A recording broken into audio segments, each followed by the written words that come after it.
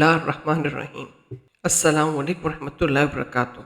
सामईन, फजर का वक्त, वो मुबारक घड़ी जब आसमान के दरवाजे खुलते हैं, रहमत का नूर दिलों पर उतरता है और फरिश्ते ज़मीन पर उतरकर बंदों की दुआओं पर आमीन कहते हैं।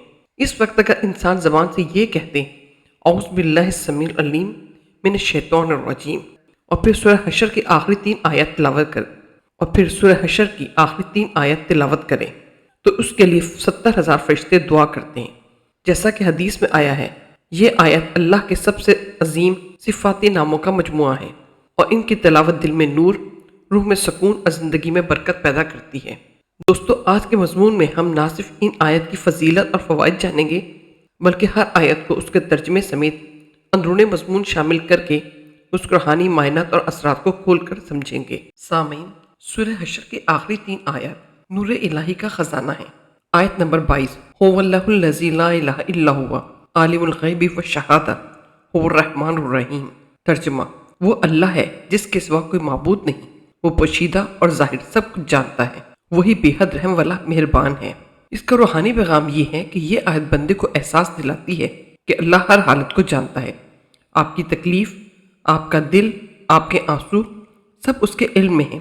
फजर के वक्त इस आयत की तिलावत बीमारी, बेचैनी और खौफ में अंदरूनी सुकून पैदा करती है। आयत नंबर 23, हुवल्लाहुल लज़ी ला इलाहा इल्ला हुवा अल मलकुल कुद्दूसुल सलामुल मुमिनुल मुहीमिनुल अज़ीज़ुल जब्बारुल मुतकब्बिर सुब्हानल्लाहि अम्मा युश्रिकून। तर्जुमा, वो अल्लाह है जिसके सिवा कोई माबूद नहीं, वो बादशाह है, पाक है, सलामती देने वाला है, अमान देने वाला है, निगहबान है, ज़बरदस्त है, गालिब है, बड़ाई वाला है, वो पाक है उससे जो लोग उसका शरीक बनाते हैं।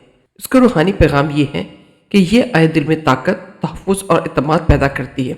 जिसका बादशाह अल्लाह हो, जिसका मुहाफ़िज़ अल्लाह हो, जिसका सहारा अल्लाह हो, फिर बीमारी हो या मुश्किल, इंसान कभी टूटता नहीं। इस आयत की तिलावत पूरे दिन को अल्लाह की हिफाजत में दाखिल कर देती है। आयत नंबर 24, हुवल्लाहुल खालिकुल बारिउल मुसव्विर लहुल अस्माउल हसना युसब्बिहु लहु मा फिस समावाति वल अर्द व हुवल अजीजुल हकीम।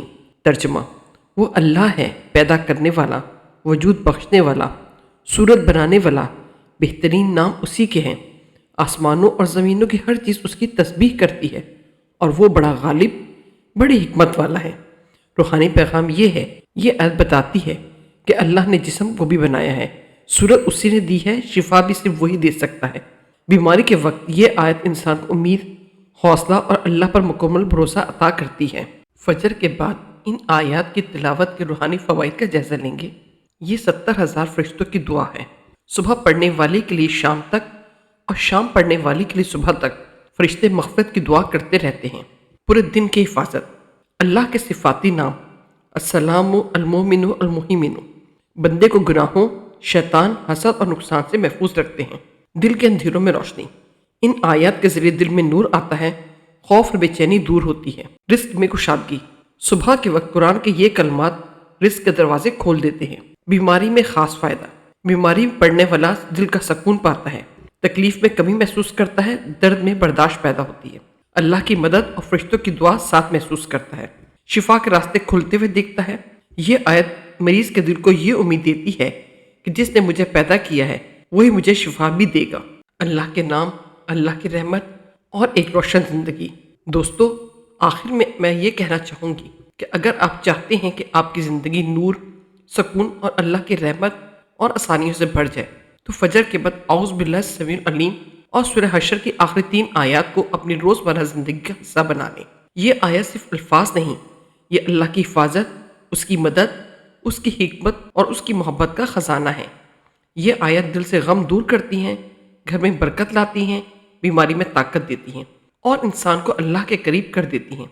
अल्लाह ताला इन आयत के सदके आपकी ज़िंदगी में नूर भर दे, आपके दिल को सुकून अता करे, आपकी बीमारी आसान करे, आपके रिस्क में बरकत दे और हर कदम पर अपनी रहमत के साए में रखे। आमीन या रब्बुल आलमीन। और जाते जाते अगर ये वीडियो आपको पसंद आए तो लाइक ज़रूर करें, अपने प्यारों के साथ शेयर करें और मज़ीद रूहानी और इल्मी वीडियोस के लिए हमारे चैनल को सब्सक्राइब करना ना भूलें। आपके एक लाइक और शेयर से शायद किसी और की ज़िंदगी भी बदल जाए और ये सवाब आपके नामा अमाल में लिख दिया जाए।